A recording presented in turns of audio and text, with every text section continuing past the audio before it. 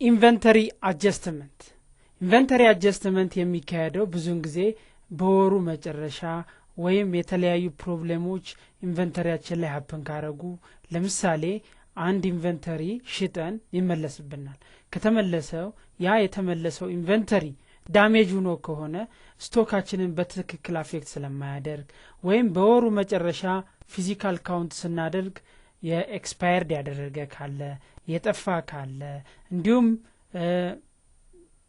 ዳሜጅ ያደረገ ካለ እነዚህን በኢንቨንተሪ አጀስትመንት ማስተካከል እንችላለን ይሄን ፕሮሲጀር እንዴት መጠቀም እንችላለን የሚለው እናያለን ናው ታስክ ውስጥ ትገባላችሁ ኢንቨንተሪ አጀስትመንት የሚላል ኢንቨንተሪ አጀስትመንት ላይ ስትመጡ እቺ ዊንዶው ትመጣለች እዚህ ዊንዶው ውስጥ አይተም አይዲ የሚለው ምንድነው አጀስት ማድረግ የምንፈልገው አይተም ማለት ነው አጀስት ማድረግ የምንፈልገው አይተም ለምሳሌ ከነዚህ እኛ አጀስት ማድረግ የምንፈልገው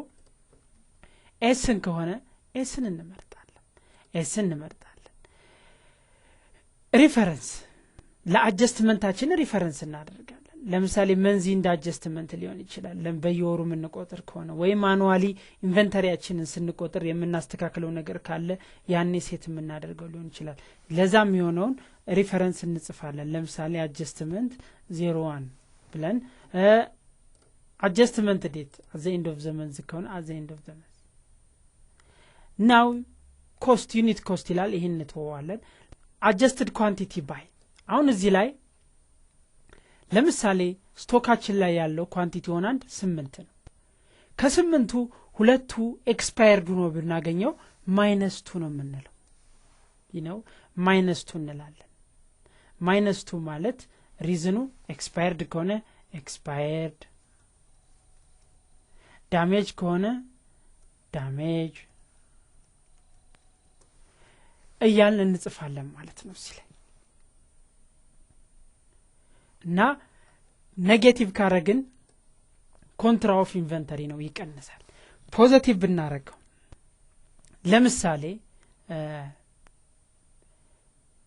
እኛ ከመናስበው በላይ ስቶካችን ውስጥ 8 ነው ብለን ኤክስፔክት ያደረግን 11 ብናገኝ ኤክስትራ ስንት አግንተናል ማለት ነው 3 አግንተናል ሪዝን ያው በቆጠራ ጊዜ ትርፍ የተገኘ እንትኑ እስኪታወቅ ድረስ ምንጩ እስኪታወቅ ድረስ ሪከርድ አድርገነው በኢንቨንተሪ መልክ ወደ ስቶካችን እናስገባዋለን ፖዚቲቭ ካደረግን ስቶካችንን ይጨምረዋል ኔጌቲቭ ካደረግን ስቶካችንን ምን ያደርገዋል ይቀንሰዋል እዚህ ላይ በመንሞላው ጉዳይ እንትን ማድረግ ይኖርብናል ማለት ነው ይሄ ምን ማለት ነው ኢንቨንተሪ አጀስትመንት ለመስራት እዚህ ውስጥ ገብተን ፖዚቲቭ ከሆነ ስቶካችንን ይጨምራል ኔጌቲቭ ከሆነ ስቶካችንን ይቀንሳል ስቶካችንን የሚቀንስ ከሆነ አማውንቱን ኔጌቲቭ ነው የምናደርገው ስቶካችንን የሚጨምር ከሆነ አማውንቱን ፖዚቲቭ ነው የምናደርገው ሪዝን ቱ አጀስት ልናደርግ በት የቻልነው ምክንያት እዚህ ላይ የምናደርጋለን ማለት ነው ሴት እናደርጋለን ማለት ነው ከዛ ፋይናሊ ሴቭ ብለን እንወጣለን ማለት ነው